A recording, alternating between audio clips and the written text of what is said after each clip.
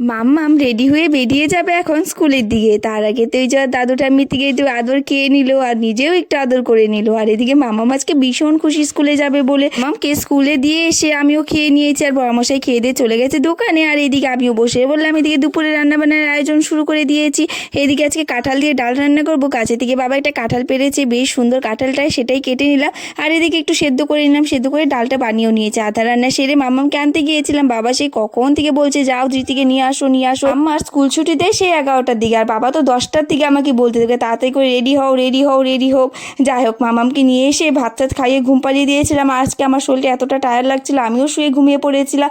আর বিকেলবেলা এখানে বসে মামা মামির গল্প করছিলাম। আর এদিকে মামাম তো ভীষণ খুশি আজকে ঘুম থেকে উঠে। আর আজকে না এই মানি প্ল্যান্টগুলো বের করে দিয়েছি বারান্দাতে।